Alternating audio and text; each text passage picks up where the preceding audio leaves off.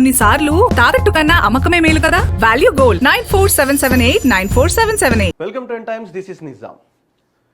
ముఖ్యమంత్రి జగన్మోహన్ రెడ్డి మైక్ అందుకుంటే చాలు నా అక్క చెల్లెమ్మలు అని చెప్పి ఊకదంపుడు ఉపన్యాసాలు ఇస్తూ ఉంటారు. కానీ ఈ వైఎస్ఆర్సీపీ యొక్క మన జగన్మోహన్ రెడ్డి యొక్క అనుచర గణం చూస్తే కనుక మహిళల పట్ల ఏ విధంగా వ్యవహరిస్తారో ఇక్కడ క్లియర్గా అర్థమవుతుంది. ఎందుకంటే ఇది మొదటిసారి ఇప్పుడే జరిగింది అన్నది మనం గమనించుకుంటే గతంలో చాలాసార్లు కూడా ఇటువంటి సంఘటనలు జరిగి ఉన్నాయి. ఒక అమ్మటి రాంబాబు నుంచి మొదలు గోరంట్ల మాధవ్, ప్రస్తుతానికి ఈ ఎచ్చెర్ల ఎమ్మెల్యే. ఈ ప్రబుద్ధుడు చేసిన పని, ప్రబుద్ధుడు ఏం మాట్లాడాడు ఏంటి అన్నది ఫస్ట్ మనము రిటర్న్గా చూద్దాము, ఆ తర్వాత వాయిస్లో విందాము. చాలా ఇంట్రెస్టింగ్గా ఉంటుంది. అందరూ కూడా పూర్తి వీడియో చూడండి. నేను చాలా ఇంట్రెస్టింగ్గా ఉంటుంది, చూద్దాం ఒకసారి.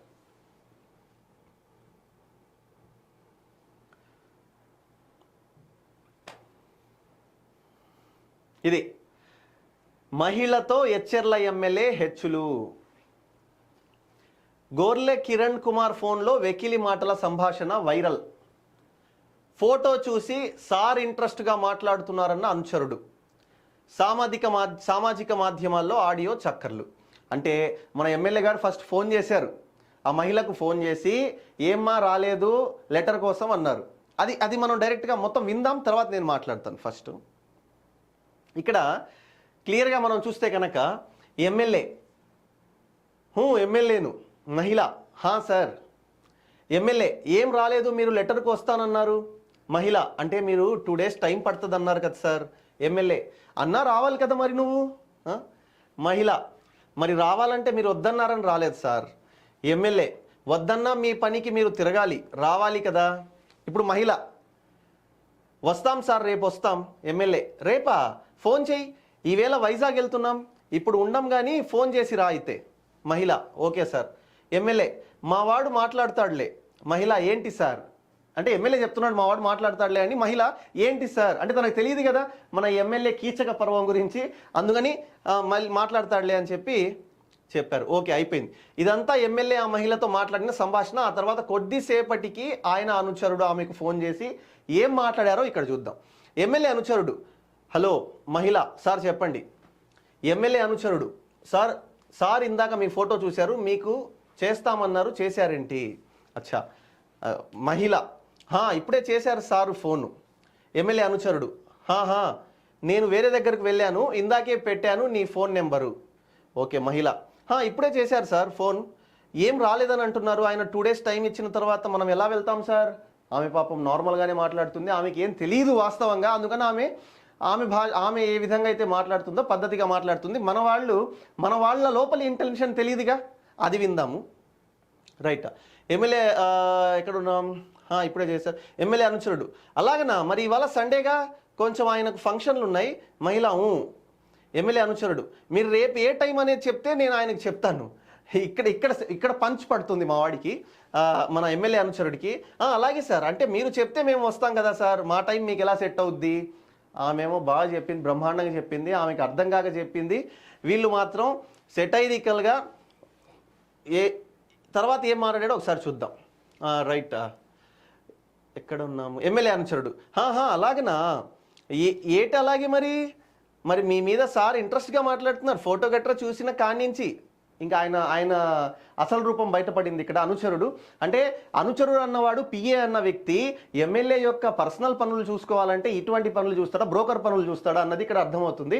రెండో విషయం, ఎమ్మెల్యేకు అంటే ఎక్కువ ప్రచారం చేసేసి మరి అలసట పొందారో ఏమో, ఆయన స్త్రీ సాన్నిహిత్యం కోరుతున్నాడు ఇక్కడ.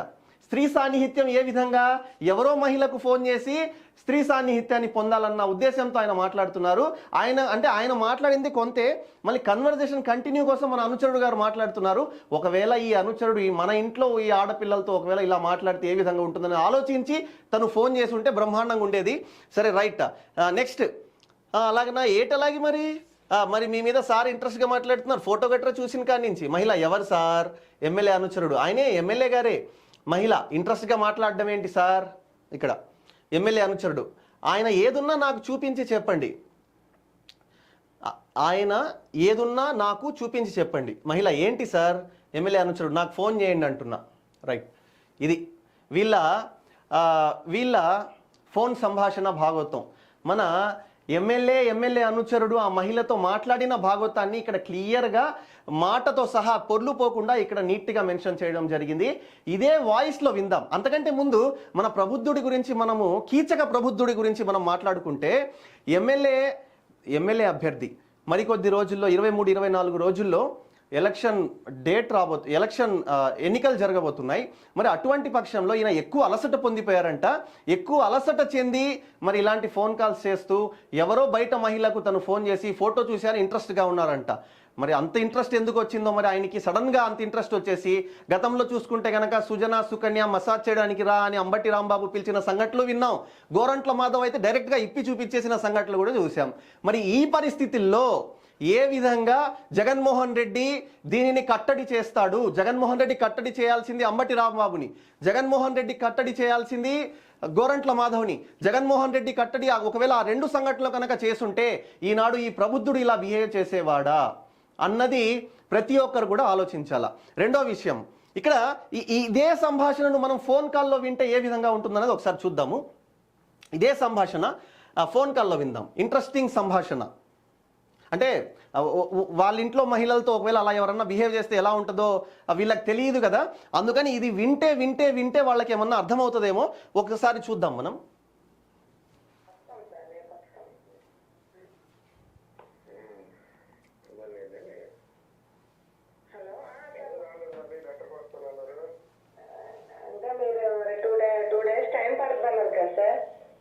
రావాలి కదా మరి రావాలంటే మీరు వద్దన్నారు కదా ఆగదు సార్. అవును సార్, అవును. మీరు వద్దన్నారు కదా అని రాలేదంటే రావాలి నువ్వు అంటున్నాడు ఆయన.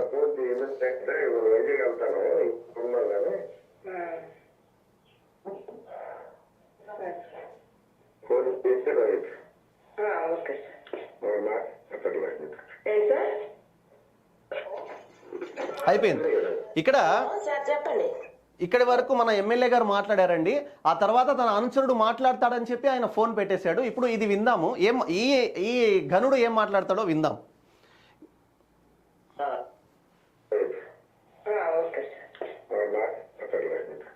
మాట్లాడతారులేండి, అంతే. హలో సార్, చెప్పండి. సార్ ఇందాక మీ ఫోటో చూశారు, మీకు చేస్తాను చేశారండి. ఇప్పుడు చేశారు సార్ ఫోను. నేను వేరే దగ్గరికి వెళ్ళాను, ఇందాక పెట్టాను నమ్మడం. ఇప్పుడే చేశారు సార్ ఫోను. ఏం రాలేదు అంటున్నారు. అంటే ఆయన 2 days టైం వచ్చిన తర్వాత మన వాళ్ళకి వెళ్తాం సార్. అలాగేనా? మరి ఇవాళ సండే కానీ కొంచెం ఆయనకి ఫంక్షన్ అవన్నీ ఉన్నాయి. అదే మీరు రేపు ఏ టైం అనేది చెప్తే నేను ఆయనకి చెప్తాను. అలాగే సార్. అంటే మీరు చెప్తే మేము వస్తాం కదా సార్. మా టైం ఎలా మీకు సెట్ అవుతుంది. అలాగేనా? అదే మరి ఇంట్రెస్ట్ మాట్లాడతాను. ఫోటో కట్ చూసిన కానించి ఆయన ఎమ్మెల్యే గారు ఇంట్రెస్ట్ మాట్లాడమే సార్. అదే ఆయన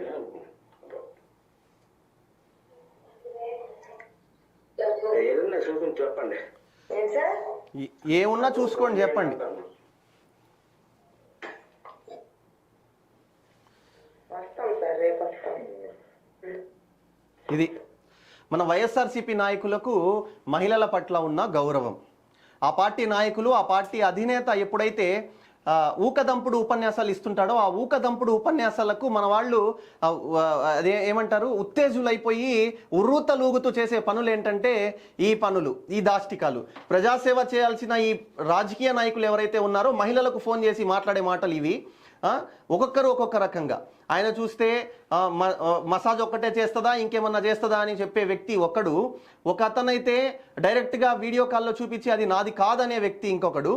ఇలా చూసుకుంటూ పోతే కనుక వైఎస్ఆర్సీపీ నాయకులు చేసే పనులు చెప్పుకోని అవసరం లేదు. ఏమైనా అంటే జగన్మోహన్ రెడ్డి ఏమైనా చర్యలు తీసుకున్నారా వీటి మీద? ఒకవేళ తీసుకుంటే వీళ్ళు ఎందుకు తయారవుతారు? వాళ్ళ పార్టీ క్రమశిక్షణా చర్యలు తీసుకుంటే వీళ్ళు ఇలా తయారవుతారా? వీళ్ళు ఇంత సాహసం చేస్తారా? వీళ్ళు ఇంత ధైర్యం చేస్తారా? ఒక మహిళకు ఫోన్ చేసి ఇలా మాట్లాడతారా? మహిళల పట్ల వీళ్ళకున్న గౌరవం ఇదేనా? ఎవరు అడగరనా? 151 సీట్లు ఇచ్చారన్నా? ఏ విధంగా అదే అధినేత సరిగ్గా ఉంటే, అదే సీఎం అనే వ్యక్తి సరిగ్గా ఉంటే, అదే సీఎం అనే వ్యక్తి కట్టడి చేస్తే, అదే సీఎం అనే వ్యక్తి కఠిన చర్యలు తీసుకుంటే ఇటువంటి రెండోసారి రిపీట్ అవుతాయా? ప్రతి ఒక్కరు కూడా ఆలోచించాల్సిన విషయం ఏంటంటే, మహిళలకు డైరెక్ట్గా ఫోన్ చేసి ఇలా ఎమ్మెల్యేలు ఇలా వీళ్ళ అనుచరులు మాట్లాడే పరిస్థితి వచ్చిందంటే సినిమాల్లో చూసే పరిస్థితి ఒకప్పుడు సినిమాల్లో చూస్తూ, సినిమాలో ఒక విలన్ ఒక స్త్రీని చూసి తను బాగుంది, తను నాకు కావాలి అంటే ఆ అనుచరుడు చేసే పని ఏంటంటే వెంటనే వెళ్ళి ఫోన్ చేసి మాట్లాడడమో లేదా కన్సల్ట్ అయి చేయడమో ఇలాంటి పనులు చూసాం. కానీ ఇప్పుడు రాజకీయంగా ఆంధ్రప్రదేశ్లో ముఖ్యంగా డైరెక్ట్గా ఇది వింటున్నాము. రెండోది ఏంటంటే రాబోయే రోజుల్లో తిరిగి గనక వైఎస్ఆర్సీపీ గవర్నమెంట్ వస్తే మాత్రం ఇది క్లియర్గా ఓపెన్గా జరిగే పరిస్థితి ఏంటంటే మహిళలకు ఏ విధమైనట్టు గౌరవం తర్వాత రోజుల్లో ఉంటుందన్నది వీళ్ళు ఇప్పుడు ట్రైలర్ మనకు చూపిస్తున్నారు. కాబట్టి మనం ఏదైతే రాబోయే రోజుల్లో మన ఓటు అనే ఆయుధం ఉందో ఆ ఆయుధంతో మనము ఖచ్చితంగా కూడా ఇటువంటి వ్యక్తులకు బుద్ధి చెప్పాల్సిన అవసరం ఉందని చెప్తూ thank you for watching. This is Nizam.